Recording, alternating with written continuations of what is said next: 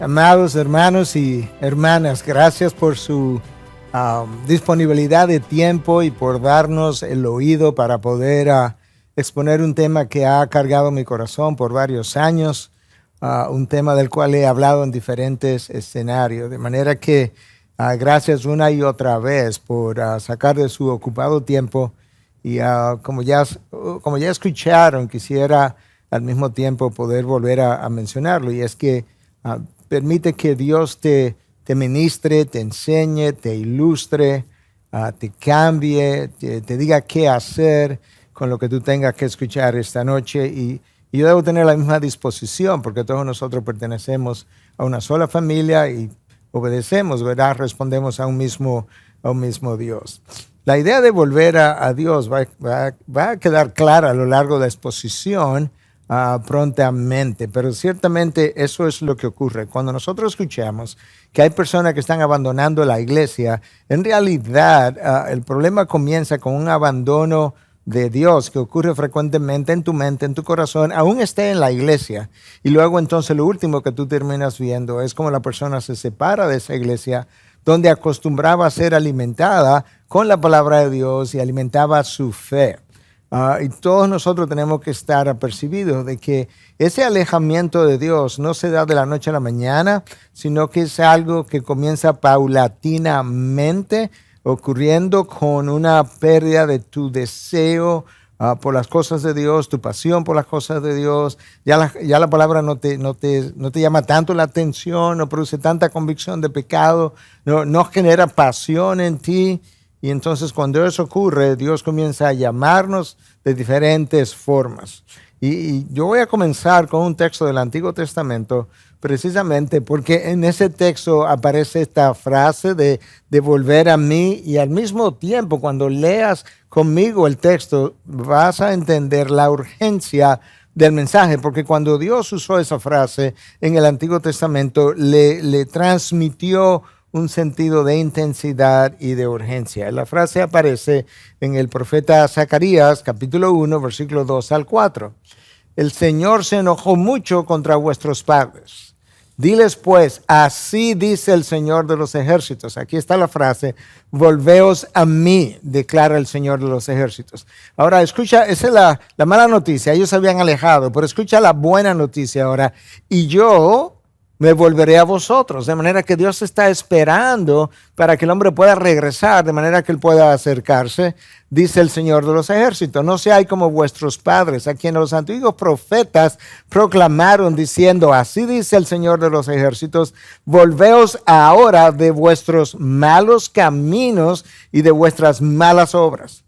Pero no me escucharon ni me hicieron caso, declara el Señor. En otras palabras, yo les hablé, yo los llamé, yo les di urgencia, yo les di profeta, pero no me escucharon, no me hicieron caso. Es como que nadie estaba hablando. Y literalmente eso no ha cesado. Dios puede usar diferentes mecanismos, pero frecuentemente es un susurro al oído, es una convicción de pecado, es algo que te dice, yo necesito cambiar mis formas, mis maneras. Hay algo en inglés que ha sido conocido y publicado, que esta es la frase para describir lo que está ocurriendo en Estados Unidos. Y eso es como se ha llamado, The Great De-Churching. Hay un libro que se publicó años atrás que se llama The Churching, sin el D, of America, cómo América se llenó de iglesias, desde el año 1700 y tantos hasta nuestros días recientes. Pero ahora es todo lo opuesto, cómo América o Norteamérica está cerrando sus iglesias. Sería como el gran abandono de la iglesia. Y cuando se habla de alguien que está de-church, que ha abandonado la iglesia, se está pensando en alguien que solía ir a la iglesia por lo menos una vez al mes y que ahora está yendo menos de una vez al año. Y eso se considera una persona que está fuera de la iglesia. Si eso suena como llamativo o provocativo, el hecho de que tú pasaste de una vez al mes a quizás menos de una vez al año, piensa en esto ahora. En Estados Unidos hay 40 millones de norteamericanos que hace 25 años estaban asistiendo de manera más o menos regular a sus iglesias y que hoy no lo hacen. 40 millones de personas. Los cálculos se han hecho pensando en que el norteamericano promedio evangélico da aproximadamente un 2.5% de su ingreso a las iglesias y se estima que eso implicaría una pérdida de ingreso de casi 25 billones, con B, billones de dólares que no estarían disponibles para las iglesias para poder hacer todo lo que necesitan hacer, incluyendo sus obras de bien, incluyendo aquellas ayudas, ¿verdad?, humanitarias que han provisto a lo largo de los años. Imagínate el impacto que va a tener en los próximos años el hecho de que esto haya estado ocurriendo. Las estadísticas están disponibles más o menos en los últimos 80 años de la historia reciente, desde cuando las estadísticas se han estado llevando. Y por primera vez en esos 80 años, se estima que hay más norteamericanos que no asisten a ninguna iglesia que aquellos que sí asisten. Y eso de nuevo nos da una idea de la seriedad del problema. Nosotros en Latinoamérica pudiéramos estar experimentando esto ya de cierta forma, pero si no lo estamos experimentando porque vemos quizás un nuevo renacer, despertar en nuestras naciones, tenemos que prestar atención a nuestra hermana del norte, como le dijo Dios al reino del sur en Israel, porque las cosas que le ocurrieron al reino del norte terminaron ocurriendo en el reino del sur y eso pudiera ser lo mismo con nosotros. De aquellos que han abandonado las iglesias en los últimos 25 años, esto es más o menos su distribución.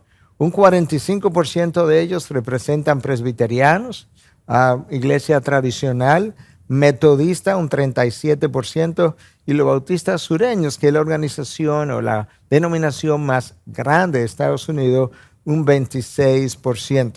Hace apenas varios años atrás, 3 años quizás, 4 años, que la Convención Bautista Sureña reportaba una membresía de 16 millones de personas. Sabemos que esos números no son exactos, pero tomemos el número. Y en unos 3 o 4 años, ahora la membresía ha bajado en 3 millones. 13 millones de personas asisten hoy o son parte de la Convención Bautista Sureña. Es interesante, ¿verdad?, que cuando los estudios fueron hechos y comparados, el porciento de personas saliendo de iglesias evangélicas o protestantes y de iglesias católicas era más o menos el mismo, 32%. De manera que esto no es un de-churching o una salida de iglesias que simplemente se limita o es mayor en las iglesias católicas romanas. No, está ocurriendo en iglesias evangélicas a una proporción similar. Mira este dato. Lifeway Research, Lifeway es una casa publicadora de libros y hacen investigaciones. Una investigación de Lifeway en el año 2019, un poquito más cerca ahora, determinó que Estados Unidos había tenido unas 3,000 plantaciones, nuevas iglesias. Un buen número, un número excelente. Sin embargo, la mala noticia es que en el mismo tiempo, en el mismo periodo, en 12 meses, 4,500 iglesias cerraron para un déficit de 1,500 iglesias, todavía más. De aquellas iglesias que no están cerrando, el 70% de esas iglesias tienen menos de 100 personas. De manera que hay un número de iglesias grande que está cerrando, o que ha cerrado, vamos a decir. Pero hay un número grande que está paulatinamente cerrando hasta el punto que el 70% de ellas tienen menos de 100 personas y un 10% de ellas tiene más de 250 personas. No es un gran número eso.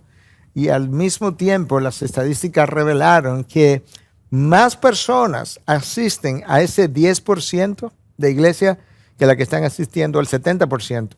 Y yo acabo de citar. De manera que esto es todo un maremoto, pudiéramos decir, de lo que está ocurriendo en lo que ha sido la base del cristianismo, la iglesia local, nutriendo personas, recibiendo personas, sanando personas, salvando personas. Sabemos que es Dios, ¿verdad? Pero como instrumento de proclamación del evangelio, ese instrumento, si lo pudiéramos graficar como una luz, se está apagando. Hay algunas luces o múltiples luces apagadas y otras cuya intensidad de la luz básicamente ha ido mermando y nosotros tenemos que prestar atención. Ahora, ¿cuál es el efecto de ese gran abandono de la iglesia? En otras palabras, cuando los estudios fueron hechos, ¿verdad? Nos fuimos a la sociedad, encontramos esos 40 millones de personas, vamos a decir, en la sociedad que habían dejado la iglesia. Y se le preguntó a ellos, conforme a su propia evaluación, en una escala de 0 a 100, ¿cómo calificarían ellos? ¿Dónde se pondrían en términos de cómo se sentían con relación a estos factores? 0 es muy mal, 100 es excelentemente bien. ¿Okay? De manera que los números hacia abajo implican no estoy bien. Y entonces en ese grupo de personas que ya no están en la iglesia, ellos mismos, cuando se le habló de ansiedad, el promedio era de un 39 en esa escala de 0 a 100. Depresión, un 34 de 0 a 100.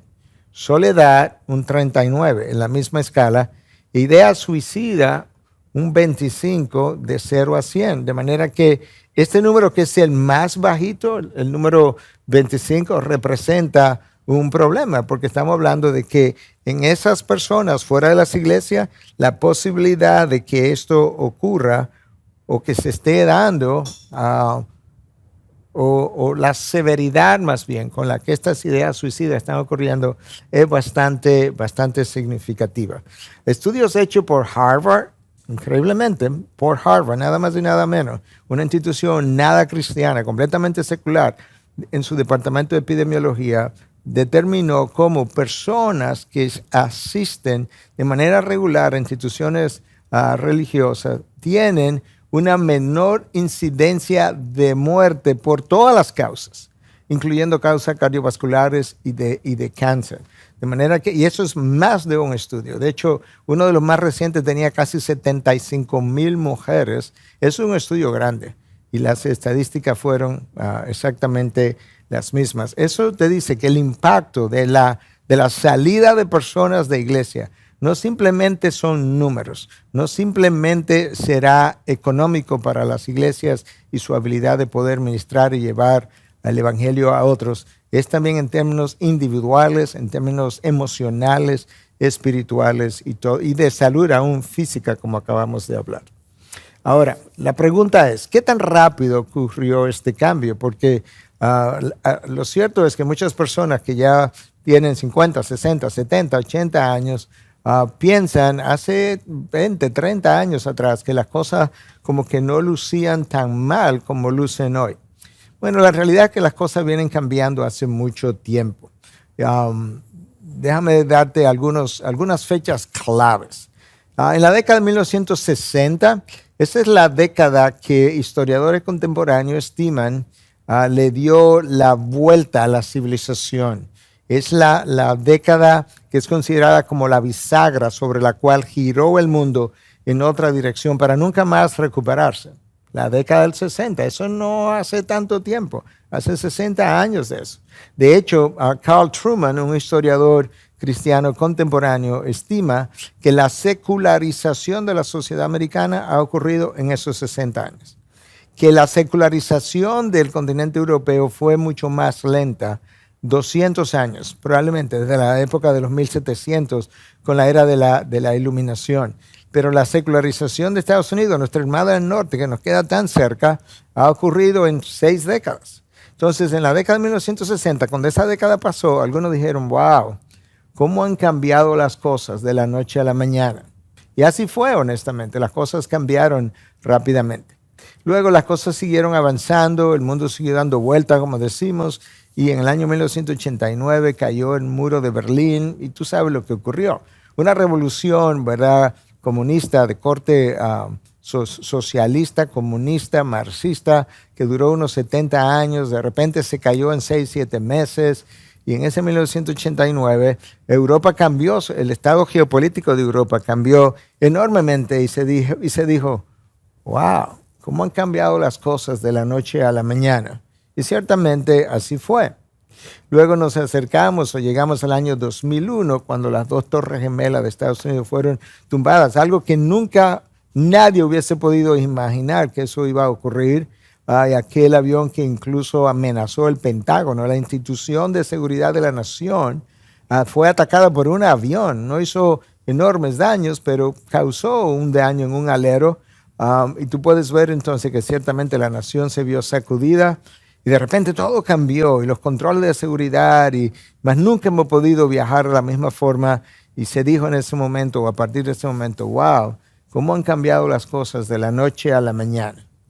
Y luego seguimos viviendo como que ya todo eso pasó, ya no nos afectaba y llegamos al año 2019, 2020 y de repente comenzamos a ir al principio del 2020 que China había comenzado a reportar en diciembre del 19, un nuevo virus que eventualmente llegamos a conocer como COVID-19 y se produjo una pandemia que eliminó la vida de millones y millones y millones de personas y de repente nos vimos confinados a nuestras casas, las iglesias cerradas y de repente volvimos a decir, wow, cómo han cambiado las cosas de la noche a la mañana.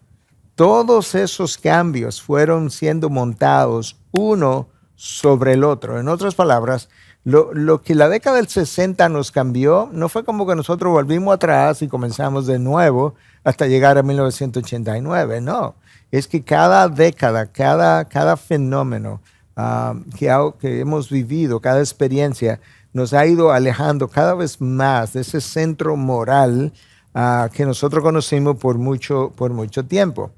La realidad es que si echamos hacia atrás y vemos a Europa, la secularización de esa sociedad tiene 200 años, porque alrededor de los años 1700, cuando entramos a la era de la iluminación, la era de la razón, la era de los nuevos descubrimientos y demás, y así se llamó la era de la iluminación, o la era de las luces en español.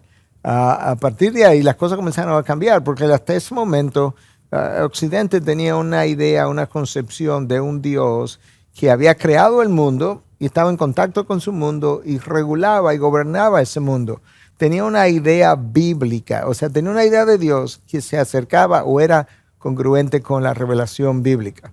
Eso comenzó a cambiar y de repente ya ese grupo de personas no eran deístas con D, de David, sino que no eran teístas con T de Tomás. Dejaron de ser teístas y se convirtieron en deístas con D. ¿Cuál es la diferencia? Bueno, estas personas comenzaron a creer que sí que había un creador, que sí que él creó el mundo, pero que después que lo creó, él se retiró, lo abandonó a sus propias leyes, ya no lo regulaba, no le importaba la suerte del mundo y era un Dios más bien impersonal. Tú tienes que pensar que si eso fuera cierto, o para aquellos que así comenzaron a pensar, el impacto de eso es enorme, porque tendríamos a un Dios que no le importa cómo yo vivo mi vida, no le importa cuáles son mis valores, no le importa si vivo moralmente o inmoralmente. Pero eso no fue cierto. Eso en la mente de muchos comenzó a ocurrir. Entonces la descomposición que nosotros vemos, social y moral en nuestros días, es básicamente el fruto de una generación que se ha ido apartando de Dios.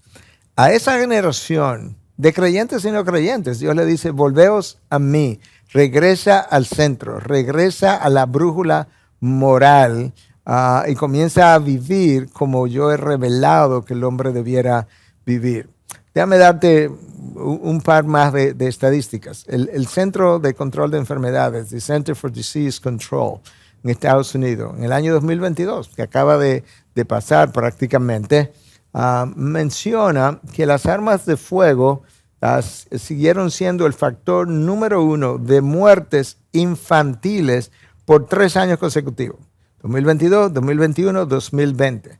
Desde el 2020, la causa número 1 de muertes de niños es el uso de armas de fuego, de alguna manera. La presencia de armas de fuego con frecuencia en los hogares y demás. Junto con eso, nosotros hemos visto en todas las redes sociales, en todos los medios, en todos los canales de noticias, un aumento de la violencia en general. La violencia intrafamiliar, la violencia en la sociedad.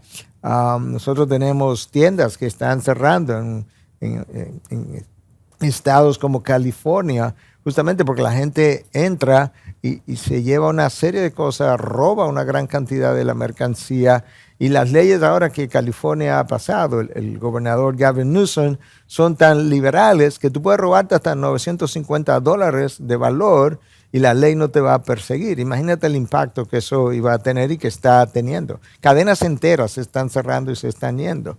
Pero así sucesivamente nosotros hemos visto cómo la gente menos paciente, en las líneas aéreas, en los viajes, en los autobuses, cualquiera se exacerba, se experimenta un exabrupto de ira y de repente comienza a discutir con otro. Y cuando tú vienes a ver, hay un fist fights, como dicen en inglés, un pleitos de puños, lo cual siempre ha ocurrido, pero la frecuencia con la que nosotros estamos viendo esto es espeluznante.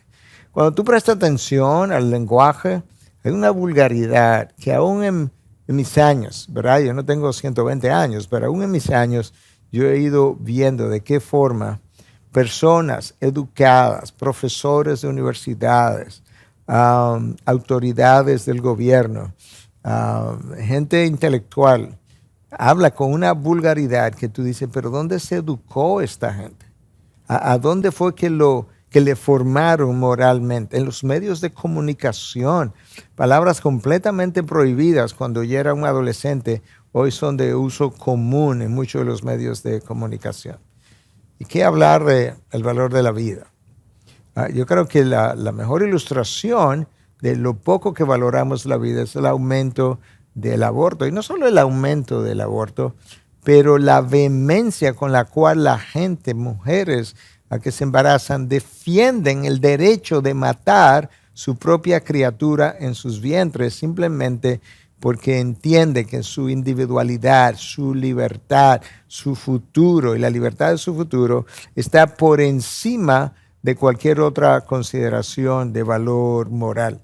Y la manera como las naciones de mayor impacto, de mayor influencia, de mayor economía, cómo apoyan estas leyes. Y no solamente que la apoyan, sino que las promueven. Y no solamente que las promueven, que la exportan y le hacen presión a países como nosotros para que nosotros nos unamos a la descomposición moral y al curso de la descomposición moral que ellos han ido siguiendo ya por años y como que no ven el deterioro de su estabilidad social, moral en los últimos años para decirnos a nosotros, no cometan los mismos errores que nosotros cometimos. Es que nosotros no vamos al abismo y te invitamos a que te vayas al abismo junto con nosotros. Y eso es donde nosotros estamos hoy en día. ¿Y qué hablar de esta ideología de género? Donde ahora entendemos, y vamos a hablar un poco más acerca de eso más adelante, pero donde entendemos que básicamente yo soy un hombre, pero quizás yo lo que soy es un hombre atrapado en el cuerpo de una mujer y en realidad yo lo que soy es una mujer. Y ahora tú tienes que validarme mis emociones, mis sentimientos y pensar que hay gente que se dice que no es ni hombre ni mujer, otros que son, no son binarios, son otra cosa, o son transgender, ¿verdad? Se consideran ser de un sexo opuesto al que sus órganos sexuales, sus genes, su código genético, su anatomía cerebral dice que él es. Todo eso es distinto en el hombre y en la mujer, pero hoy en día lo que hemos hecho es que hemos validado los sentimientos de toda esa población. El respeto a la ley y el orden, vamos a volver ahí en un momento, pero es impresionante, ¿verdad? Como hoy en día ciudades han sido destruidas. Yo mencioné esto, cierre de tiendas por robos, porque nadie quiere respetar la ley. Los policías antes eran como oficiales de respeto, la gente se sometía. Siempre ha habido algunos rebeldes, pero en general la gente se sometía a sus directrices, a sus direcciones, pero no hoy. Hoy yo no tengo que someterme a nada porque mi individualidad, mi derecho a ejercer lo que yo deseo, lo que yo quiero, adquirir lo que yo quiero o transitar por donde yo quiero, está por encima de todo orden social. ¿Y para qué decir la pérdida de la racionalidad? Yo creo que si hay algo que nosotros hemos visto es que el mundo no simplemente, como dijo Chesterton en una ocasión, perdió la fe. No, el mundo no simplemente perdió la fe, perdió la razón. Y cuando se fue la razón, se fue la fe también, porque nuestra fe es una fe racional. Siempre recuerdo y cito con frecuencia cuando tengo que hablar sobre estas cosas, la que hoy es una jueza de la Suprema Corte de Justicia en Estados Unidos, Ketanji Brown Jackson, o Brown Jackson, como ella es más conocida, cómo fue entrevistada y se le preguntó que cómo ella definiría a una mujer. Y la respuesta de ella fue que ella no podía definir una mujer porque ese asunto era tan complejo y que muchas personas sentían diferente con relación a esa definición. ¿Tú te imaginas que una mujer de color, que era como el orgullo de la nación norteamericana, que una mujer de color finalmente iba a estar en la Suprema Corte de Justicia, ahora dice que ella no sabe lo que es una mujer, con lo cual la nación debiera decir, bueno, pues no sabemos lo que elegimos. Porque si una mujer no se puede definir, no sabemos si elegimos a la Suprema Corte una mujer o un hombre. Tú puedes ver entonces hasta dónde ha llegado la irracionalidad. Pero eso es donde tú llegas, eso es donde tú aterrizas cuando Dios ha desaparecido de la mente de los individuos. Cuando tú no tienes un marco de referencia donde tú puedas, que sea objetivo, que no dependa del hombre, que esté fuera del hombre, y ese marco es Dios. Cuando tú no tienes eso, cualquier idea, cualquier alternativa, cualquier opción es factible. ¿Quién va a determinar que yo estoy pensando erradamente si no hay marco de referencia? Y eso es lo ocurrido. Cuando Dios desaparece de la mente de los individuos o de la sociedad, nosotros comenzamos a vivir en ausencia de ese Dios y entonces ya nadie sabe lo que está bien, lo que está mal. Nosotros estamos en medio de una generación que prefiere vivir entretenida, prefiere el entretenimiento, el famoso síndrome de Peter Pan. O sea, Peter Pan fue una novela escrita creo que al principio de los años 1900 y la idea era que de este niño que no quería crecer, no quería hacerse adulto. Bueno, hoy en día hay adultos que tampoco quieren crecer de su adolescencia. Y ese fenómeno ha sido llamado la adultoscencia. Y quieren vivir jugando, y quieren quedarse viviendo en la casa de sus padres para tener todo cubierto y permanecer en la infancia emocional. No sabe pensar, no quiere pensar. Discernir le cuesta trabajo. No saben discernir. No saben discernir entre lo que es pornografía y lo que es educación sexual. Hello. O sea, que tú quieras enseñarle a niños de 9 y 10 años y a veces hasta menos, a enseñarle cosas que son pornográficas y llamar eso educación sexual. La única forma de explicar eso es que tú hayas perdido la razón y que ahora tú no sepas discernir la verdad del error. Ese hombre prefiere soñar antes que decidir vivir como soñando con pajaritos en el aire.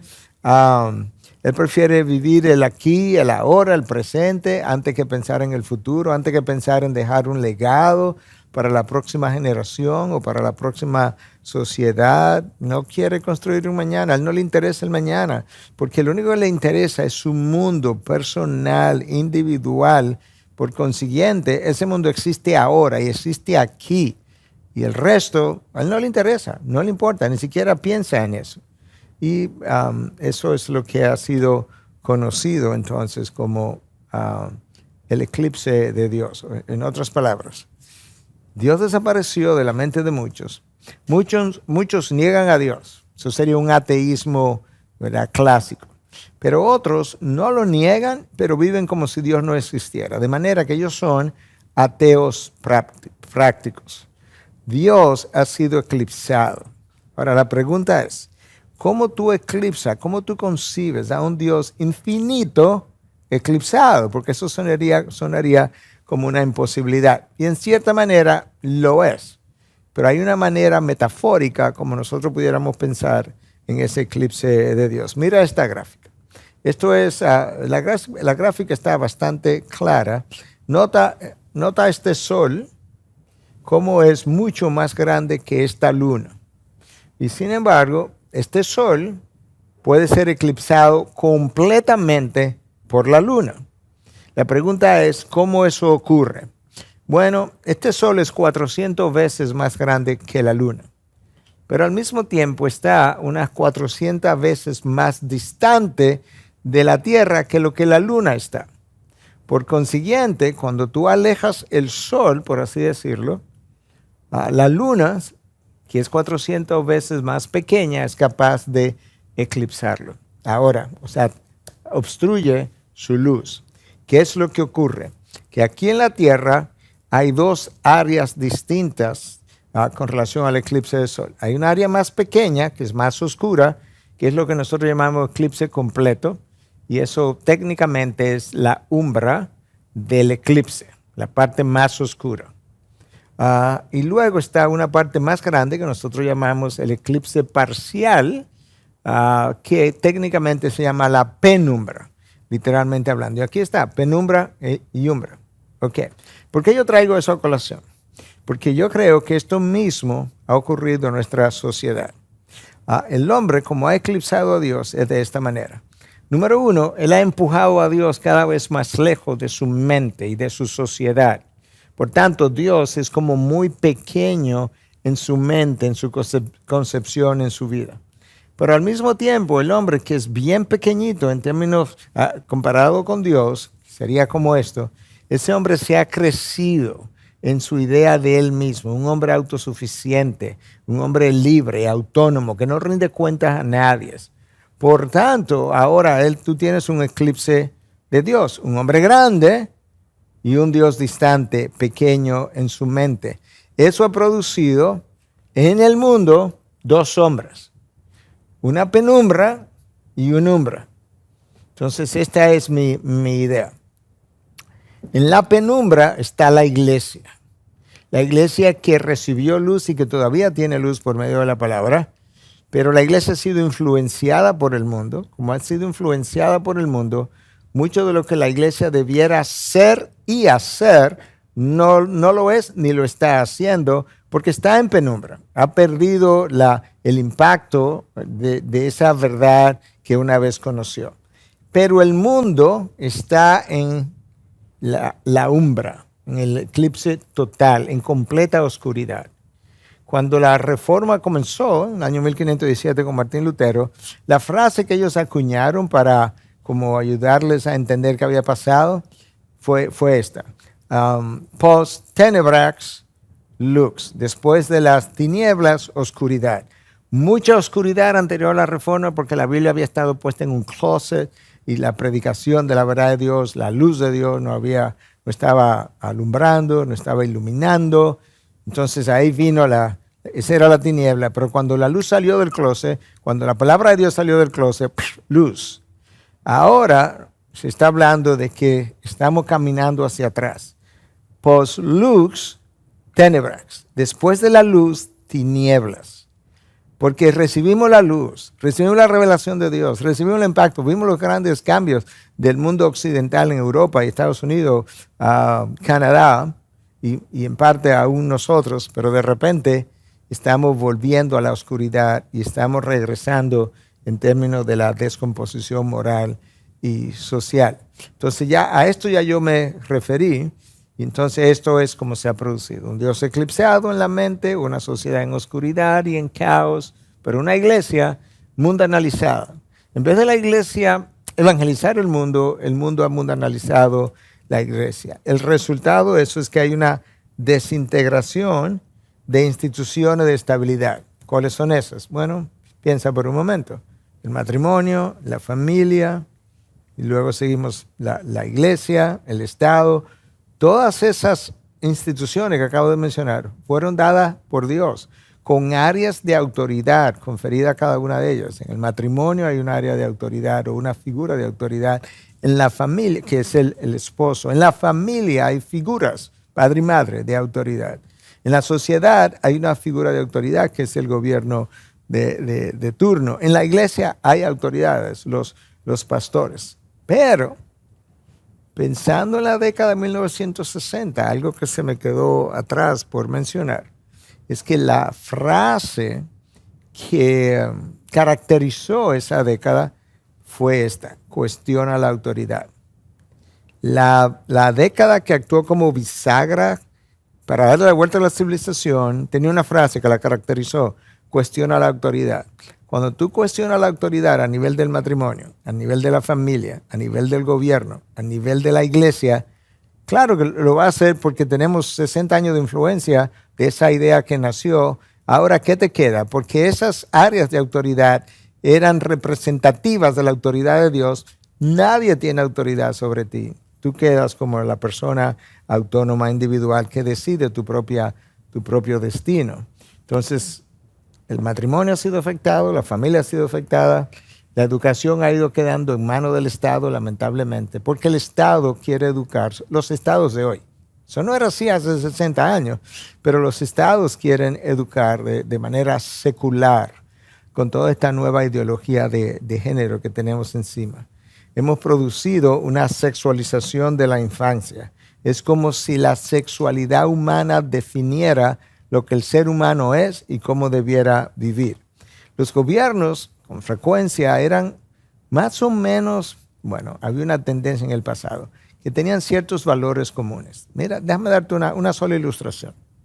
Hay un juez, o hubo un juez de la Suprema Corte de Justicia que murió hace poco en Estados Unidos, hace varios años, Scalia. Scalia fue elegido en el año 1996. Escucha ahora, demócratas y republicanos que hoy están en polos opuestos, que tú no puedes creer que ni siquiera coexisten en una misma nación. En el año 96, cuando fueron a elegir a ese juez de la Suprema Corte, ¿quieres saber cuál fue la votación? 98-0.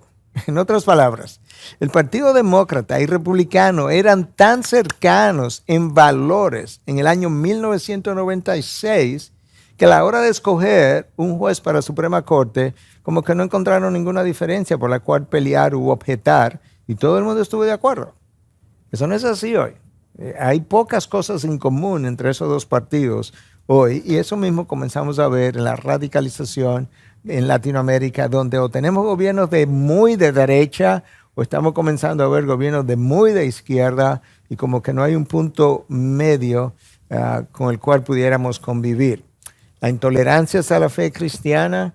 Hoy se habla mucho de que debiéramos ser tolerantes, pero resulta que la única intolerancia tolerable es la intolerancia hacia la fe cristiana. Si tú eres intolerante de los cristianos o contra los cristianos, no hay problema.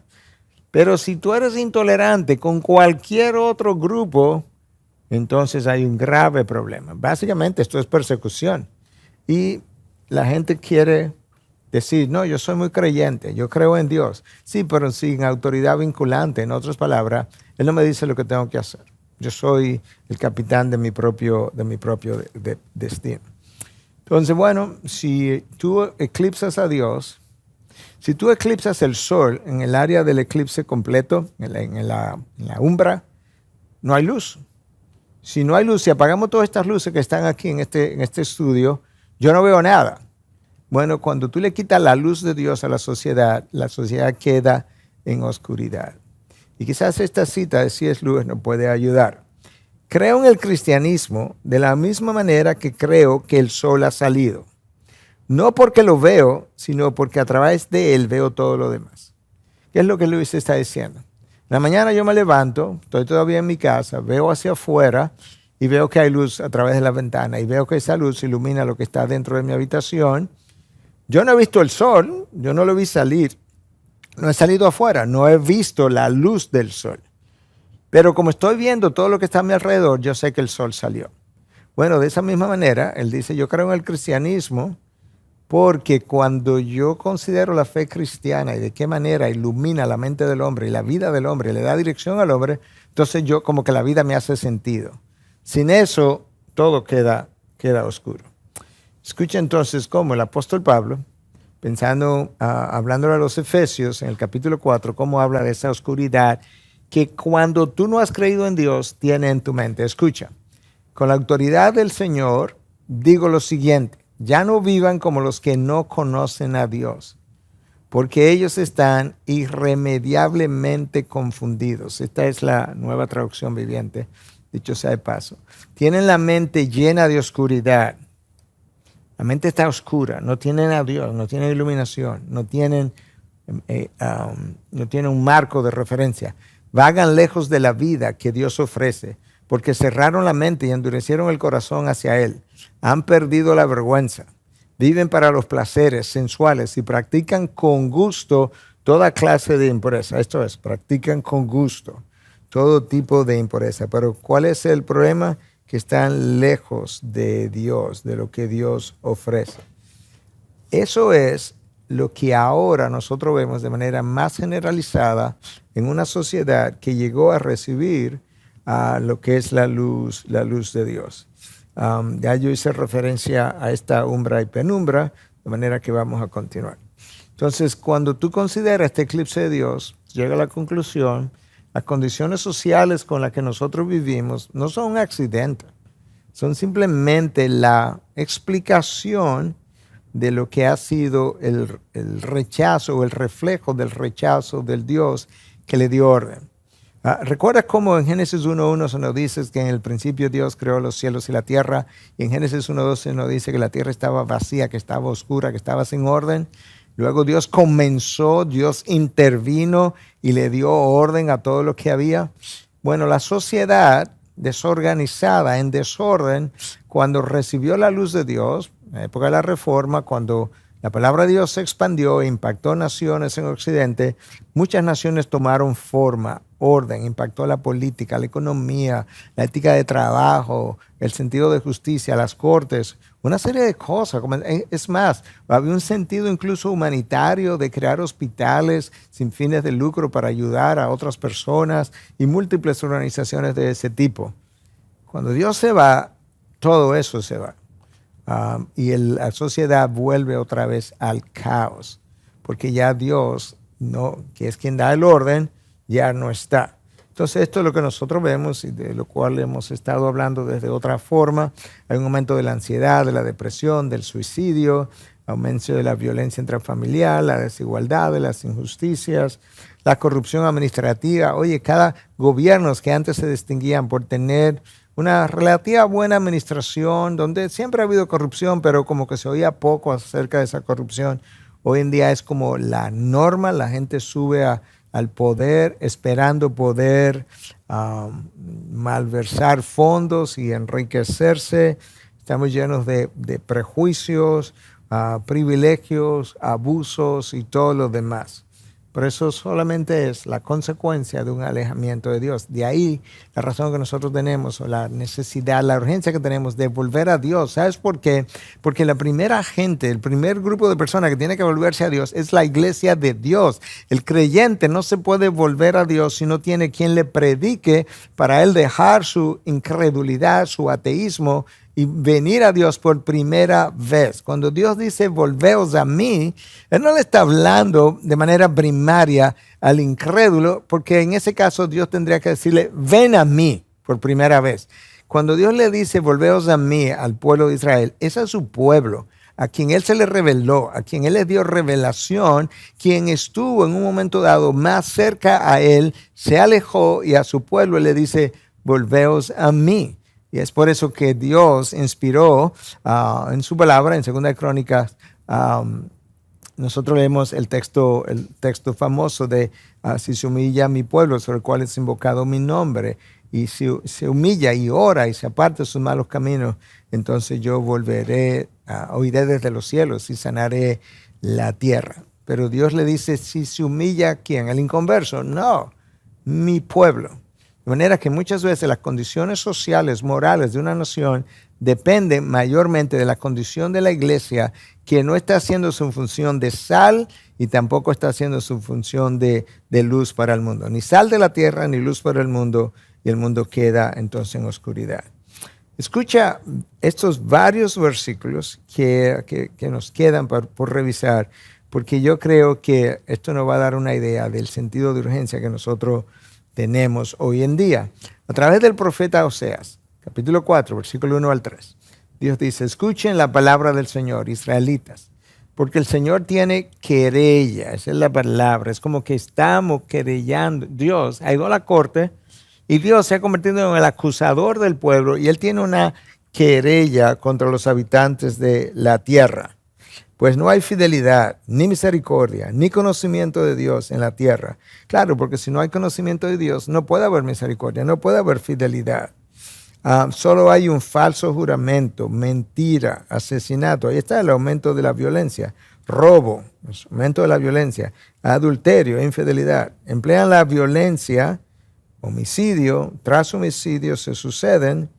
Por eso la tierra está de luto y desfallece todo morador en ella. Dios en este momento le está diciendo a la nación de Israel, después de enviarte por cientos de años, profeta tras profetas, no te has arrepentido. Esta es la condición en la que tú has caído. Estos son los cargos que yo tengo contra ti a la hora de ir a la corte y estas son las acusaciones. Nosotros tenemos hoy en día, nosotros hemos avanzado hacia un colapso de la civilización. Si tú me preguntas a mí, ¿dónde está la civilización de Occidente hoy en día? Yo te diría que está aquí, en este borde. Y este es el abismo. De hecho, ha comenzado a deslizarse hacia el abismo. No está aquí, ni siquiera está en el borde, ya comenzó su deslice hacia abajo por todo lo que hemos estado diciendo.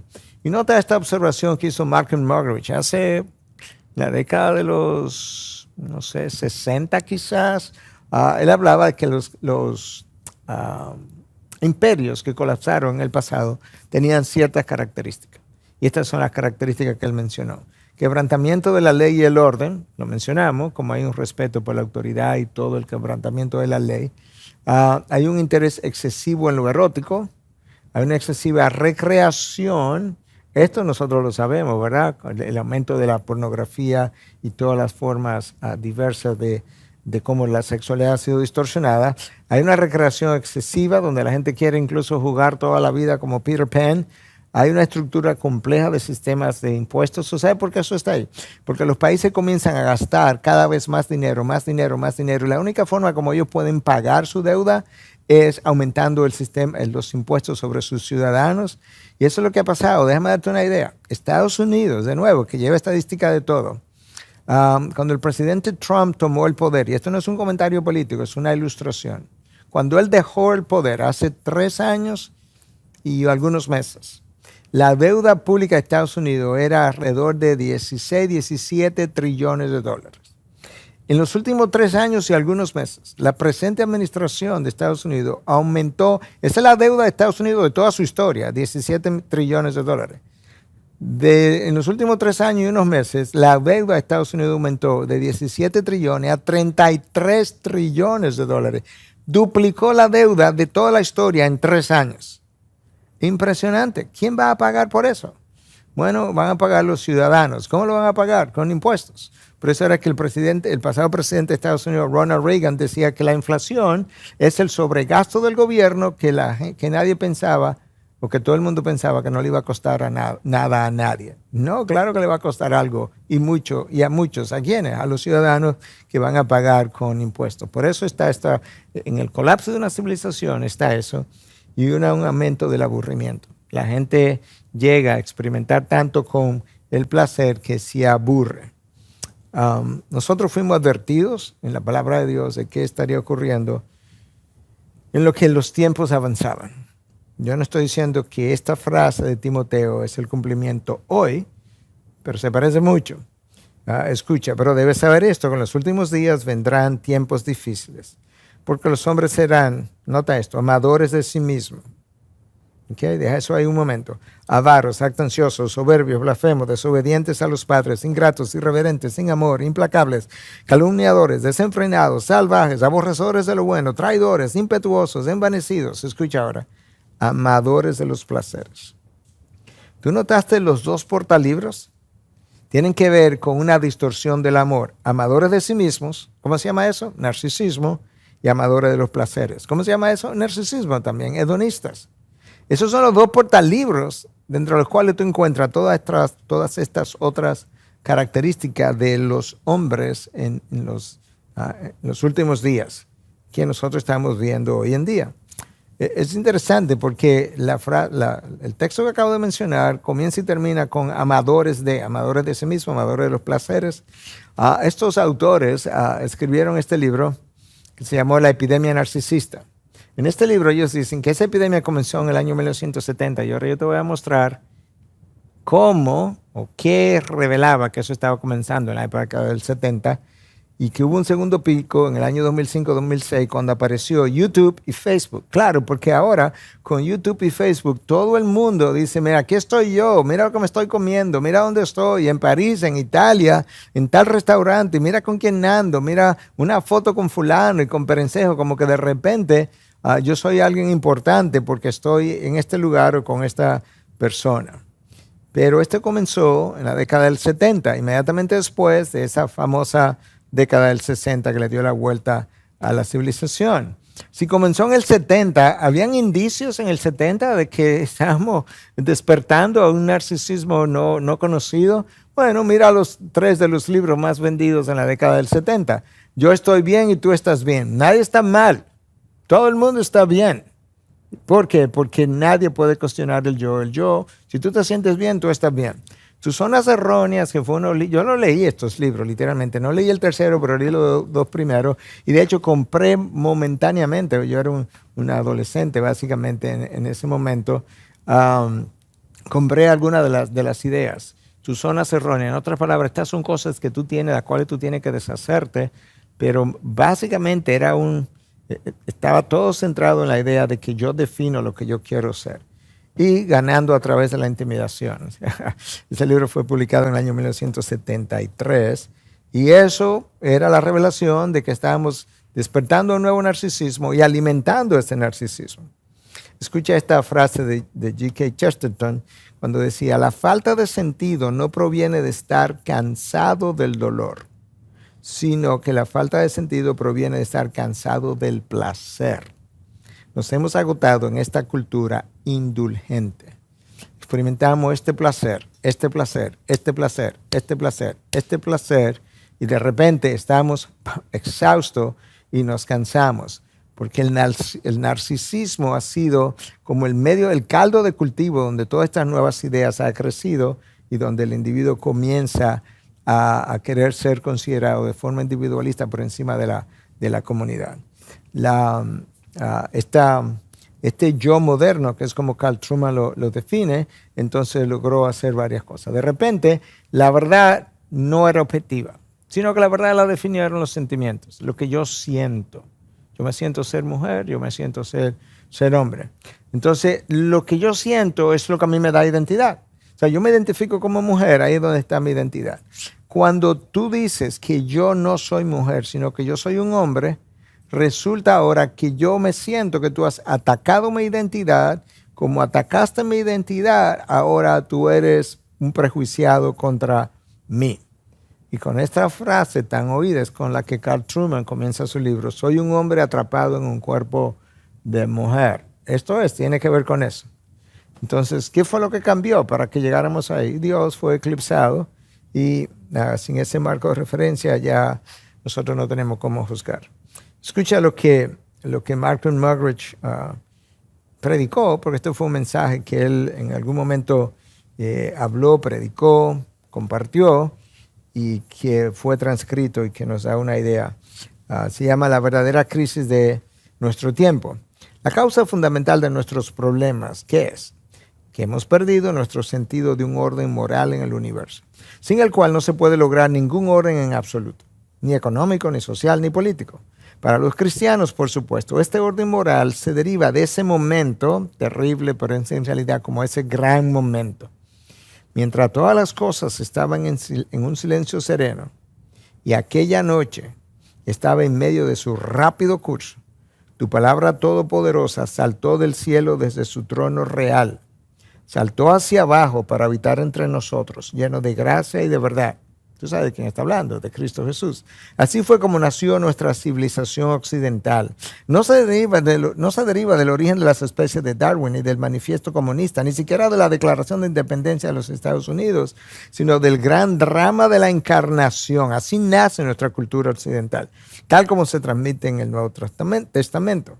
Abandonar o repudiar finalmente esta palabra todopoderosa sería seguramente acabar inexorablemente, subraya eso, con 2000 años de historia y a nosotros mismos con ellas. Eliminar la palabra de Dios es acabar inexorablemente con 2000 años de construcción de la historia occidental, de la cultura occidental, y con esa destrucción lo destruiremos nosotros Es- Simplemente esto es como un ejemplo, lo voy a citar muy rápidamente, pero hay un grupo de personas hoy en día que se conoce como Therian, en inglés, Therian, y esas personas se consideran que son animales, ellos se consideran que son animales. Uno considera que son vampiros, otro considera que son un gato, que son un perro, y hay una colonia como de 3,000 personas ahora mismo en la comunidad de Houston. Imagina 3,000 personas, seres humanos que creen que son animales, que viven como animales, se visten como animales y que van incluso como a la intemperie a vivir como tal. Pero esto es como se definiría. Un Therian es básicamente alguien que cree espiritual o mentalmente que es un animal. Eso lo dice alguien que vive como un Therian y que dirige un grupo como tal. Él se identifica como un vampiro.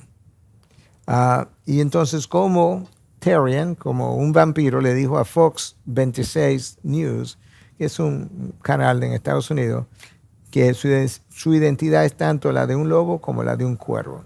Es un vampiro, un lobo, es un cuervo. Ahí llegamos. Porque ahora, ¿cómo tú le dices a un hombre que se siente ser mujer, que, ok, está bien, tú eres mujer, pero el de al lado se siente ser un lobo, un vampiro? ¿Cómo yo le digo a él que no? Porque ambos lo que están basando la verdad es en sus sentimientos. Y esto es lo que ha ocurrido. Cuando Dios vio que su verdad revelada en la creación, en su diseño, ha sido suprimida, Dios se aira contra ese hombre. Y eso es lo que dice Romanos 1, del 18 al 20, porque la ira de Dios se revela desde el cielo contra toda impiedad e injusticia de los hombres. Escucha ahora, que con injusticia restringen la verdad o suprimen la verdad, dicen algunas traducciones. Pero lo que se conoce acerca de Dios es evidente dentro de ellos, pues Dios se lo hizo evidente, porque desde la creación del mundo sus atributos invisibles, su eterno poder y divinidad se han visto con toda claridad, siendo entendido por las cosas por medio de lo creado, de manera que ellos no tienen excusa. Pues aunque conocían a Dios, no lo honraron como Dios ni le dieron gracias, sino que se hicieron vanos en su razonamiento y su necio corazón fue entenebrecido. Si tú sigues leyendo el texto, ¿sabes lo que dice? Por tanto, Dios los abandonó 3 veces. Del versículo 22 al 32 de Romanos 1, 3 veces te encuentras. Por tanto, Dios los abandonó, los abandonó, los abandonó. ¿Por qué? Porque conociendo a Dios en su interior y aún en la creación, decidieron negarlo y no lo reconocieron como Dios. Y básicamente ahora, para llegar a un final y para llamarte a una todavía mayor sobriedad, escucha lo que Dios dice, cómo Él trató a través de múltiples profetas, pero en este caso a través de Amós se lo reveló. El esfuerzo que Él hizo para llamarlos a Él y cómo no lo hicieron. Escucha ahora. Hice que pasaran hambre en cada ciudad y que hubiera hambruna en cada pueblo. Esta es la Nueva Traducción Viviente. Pero aún así ustedes no se volvieron a mí, dice el Señor. Yo detuve la lluvia cuando sus cosechas más la necesitaban. Envié la lluvia sobre una ciudad, pero la retuve en otra. Llovió en un campo mientras otros se marchitaban. La gente deambulaba de ciudad en ciudad buscando agua, pero nunca había suficiente. Pero aún así, ustedes no se volvieron a mí. Le traje hambruna, no se volvieron a mí. Le traje sequía, no se volvieron a mí. Inundaciones, no se volvieron a mí. Arruiné sus cultivos y viñedos con plaga y moho. La langosta devoró todas sus higueras y todos sus olivos. Pero aún así, ustedes no se volvieron a mí, dice el Señor. ¿Te estás oyendo?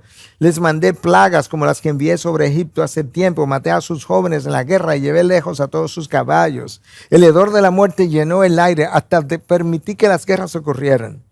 Pero aún así ustedes no se volvieron a mí, dice el Señor. Destruí algunas de sus ciudades, así como destruí Sodoma y Gomorra. Ustedes que sobrevivieron parecían tizones rescatados del fuego, pero aún así no se volvieron a mí. ¿Suena familiar? Dice el Señor. Por lo tanto, yo traeré sobre ustedes los desastres que he anunciado, pueblo de Israel. Ese es su pueblo, a quien Él está llamando. Escucha ahora, prepárate para encontrarte con tu Dios en el juicio. Si no me escuchas, si te llamo y te llamo y te llamo y te llamo y no te vuelves, y no me escuchas y no me haces caso, prepárate para encontrarte conmigo. No me dejaste opción, quise evitártelo, pero no quisiste. De manera que con este tema, mi llamado a la iglesia, porque Pedro habla, ¿verdad?, en una de sus cartas, que es tiempo de que la justicia de Dios comience por la casa de Dios. Claro, porque ahí es donde tiene que comenzar. Entonces mi dolor, mi carga, mi pesar es con la iglesia de Dios.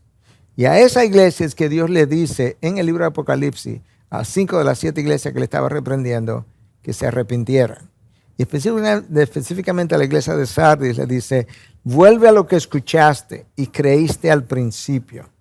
Reténlo con firmeza, arrepiéntete y regresa a mí. Esa es la clave, hermano. Ese es el mensaje de la hora.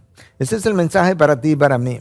Ese es el mensaje para las iglesias. Arrepiéntete y regresa a mí. Más que regresar a la iglesia local, tenemos que regresar a Dios. Cuando el pueblo regrese a Dios, ellos estarán en iglesias locales donde van a encontrar alimento de parte de Dios.